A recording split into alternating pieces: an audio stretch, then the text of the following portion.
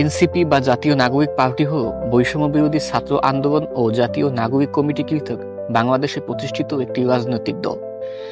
বৈষম্য বিরোধী ছাত্র আন্দোলনে নাহিদ ইসলামকে আহ্বায়ক করে 28 ফেব্রুয়ারি 2025 সালে রাজনৈতিক দলটি প্রতিষ্ঠিত হয়। এটি হচ্ছে বাংলাদেশের ইতিহাসের প্রথম ছাত্র নেতৃত্বাধীন রাজনৈতিক দল। এটি ছাত্র জনতার অভ্যুত্থান সফল হওয়ার ফলাফলও বটে। এনসিপি বা জাতীয় নাগরিক পার্টি কি এবং এটা কিভাবে আসো সে বিষয়ে আলোচনা করা হবে আজকের এই পর্বে। আপনি যদি আমাদের চ্যানেলে নতুন হয়ে থাকেন তাহলে অবশ্যই চ্যানেলটি সাবস্ক্রাইব করে বেল আইকনটি বাজিয়ে দিন। দলটির মাসব্যাপী জনমত জরিপে দলের নামের জন্য শীর্ষ 8টি নাম হিসেবে বিপ্লবী জনতা সংগ্রাম পার্টি, জাতীয় বিপ্লবী শক্তি, বৈষম্য বিরোধী নাগরিক আন্দোলন, বাংলাদেশ নাগরিক দল, জাতীয় নাগরিক কমিটি, ছাত্র জনতা পার্টি, জাতীয় জনশক্তি পার্টি ও জাতীয় নাগরিক শক্তি নামগুলো প্রস্তাব করা হয়। একই জরিপে দলটির প্রতীক হিসাবে মুষ্টিবদ্ধ হাত, হাতি, বাঘ কিংবা ইলিশ প্রস্তাব করা হয়। তবে বর্তমানে দলটির কোনো নির্দিষ্ট প্রতীক নেই।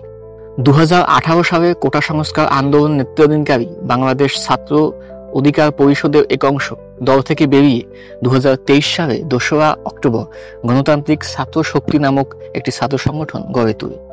2024 সালে বাংলাদেশের অধিকাংশ ছাত্র সংগঠনের পাশাপাশি গণতান্ত্রিক ছাত্র শক্তির নেতারা বৈষম্য বিরোধী ছাত্র আন্দোলন নামক একটি নির্দলীয় রাজনৈতিক প্ল্যাটফর্মে যোগ দিয়ে কোটা সংস্কার আন্দোলন ও অসহযোগ আন্দোলনে অংশগ্রহণ করে এবং নতুন ছাত্র সংগঠনটির সদস্যগণ আন্দোলনগুলোতে নেতৃত্বস্থানীয় ভূমিকা পালন করে। 2024 সালে 5ই আগস্ট ছাত্র জনতা অভ্যুত্থানে ক্ষমতাসীন আওয়ামী লীগের সভাপতি শেখ হাসিনা বাংলাদেশের প্রধানমন্ত্রীর পদ থেকে পদত্যাগ করে ভারতে পালিয়ে যান এবং তার সরকারের পতন ঘটে। অভ্যুত্থান সফল হওয়ার পর গুঞ্জন উঠেছিল যে বৈষম্য বিরোধী ছাত্র আন্দোলন নতুন একটি রাজনৈতিক দল গঠন করতে যাচ্ছে। তবে 16ই আগস্টে সংগঠনের কেন্দ্রীয় সমন্বয়ক ও অন্তর্বর্তী সরকারের উপদেষ্টা নাহিদ ইসলাম সে সম্ভাবনা নাকচ করে।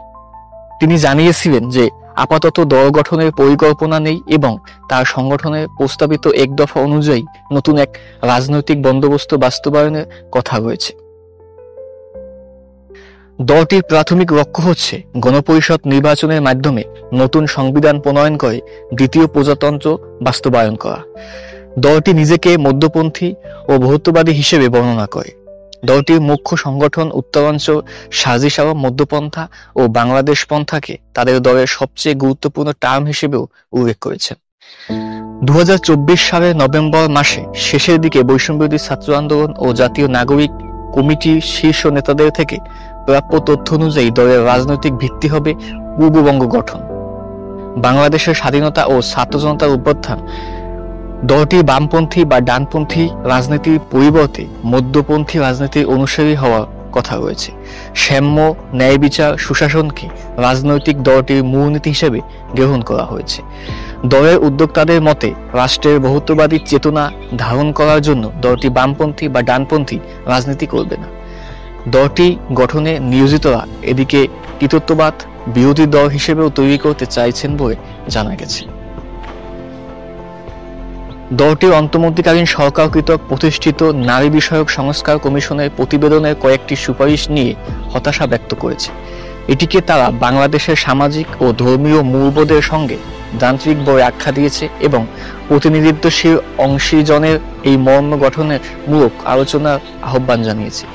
যদিও কমিশনের প্রতিবেদনের বিরুদ্ধে আয়োজিত হেফাজত ইসলামের সমাবেশে সহিংস ভাষা ও বিদ্বেষমূলক বক্তব্যের বিরুদ্ধে এনসিপি নেতাদের অভিযোগ করতে দেখা গিয়েছে। 150 কিংবা 170 সদস্য সম্ভাব্য আহ্বায়ক কমিটি গঠন করে দলটির যুগ্ম আহ্বায়ক হিসেবে জাতীয় নাগরিক কমিটির আহ্বায়ক নাসিরউদ্দিন পাটোয়ারি ও সদস্য সচিব হিসেবে জাতীয় নাগরিক কমিটির সদস্য সচিব আক্তার হোসেনকে প্রাথমিকভাবে প্রস্তাব করা হয়েছিল। এছাড়াও জানা যায় যে দলের জন্য সারা দেশে গঠিত 400 কমিটিতে প্রায় 10,000 সদস্য যোগ দিয়েছেন। 22 ফেব্রুয়ারিতে প্রাপ্য তথ্য অনুযায়ী দলের সাংগঠনিক পদ হিসেবে সমন্বয়ক, সদস্য সচিব, মুখপাত্র, মুখ্য সংগঠক, জ্যেষ্ঠ যুগ্ম আহ্বায়ক ও জ্যেষ্ঠ যুগ্ম সদস্য সচিব চূড়ান্ত করা হয়েছিল। পদ নিয়ে বিতর্ক মেটাতে উদ্যোক্তারা প্রয়োজনীয় শীর্ষস্থানীয় পদের সংখ্যা 6 থেকে 8 পর্যন্ত বৃদ্ধি করার চিন্তা করেছিল।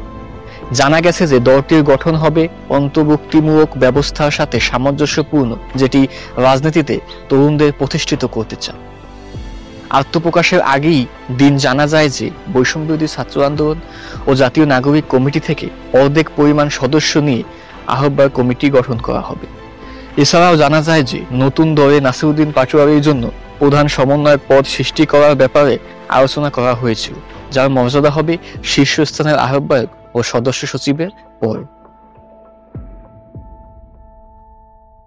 নতুন রাজনৈতিক দলের জন্য একটি পৃথক ছাত্র সংগঠন তৈরির পরিকল্পনা করা হয়। বলা হয়েছিল যে নতুন দল গঠনের 3 থেকে 5 দিন পূর্বে এর ছাত্র সংগঠন গঠিত হতে পারে।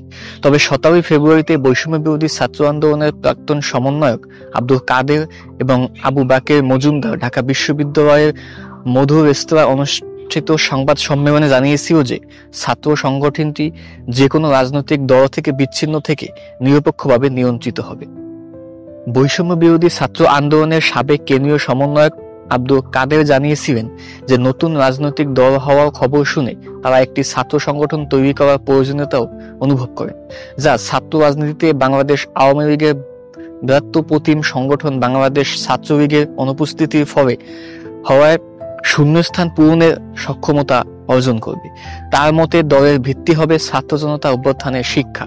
ছাত্র সংগঠনটি যে কোনো রাজনৈতিক দল থেকে স্বাধীনভাবে কাজ করলেও যদি কোনো রাজনৈতিক দল অভ্যুত্থানের চেতনার সাথে সামঞ্জস্যপূর্ণ কর্মসূচি প্রদান করে বা কাজ করে, তাহলে ছাত্র সংগঠনটি সেই রাজনৈতিক দলকে সমর্থন করবে। একাধিক রাজনৈতিক দল নতুন দল গঠনের প্রক্রিয়ায় নিরপেক্ষ অন্তর্বর্তীকালী সরকারকৃত পৃষ্ঠপোষকতার অভিযোগ তোলে।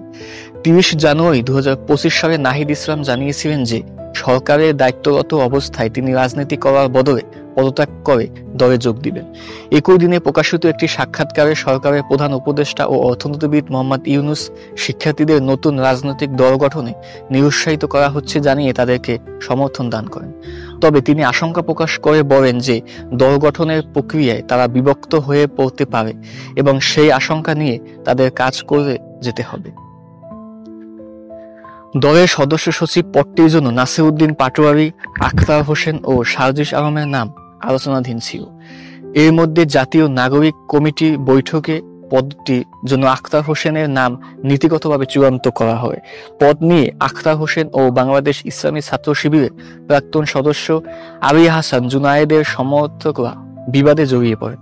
এছাড়া অভিযোগ রয়েছে যে মাহফুজ আলম সদস্য সচিব পদে হস্তক্ষেপ করতে চাইছেন, যদিও মাহফুজ সমর্থকরা অভিযোগ অস্বীকার করেছেন। এই ছিল এনসিপি বা ন্যাশনাল নাগরিক পার্টি বা জাতীয় নাগরিক পার্টির সম্পর্কে। আপনারা আমাদের চ্যানেলে নতুন হয়ে থাকলে অবশ্যই চ্যানেলটি সাবস্ক্রাইব করে বেল আইকনটি বাজিয়ে দিন এবং লাইক, কমেন্ট ও শেয়ার করতে ভুলবেন না। আমাদের পরবর্তী আলোচনা শুনতে আমাদের সাথেই থাকুন।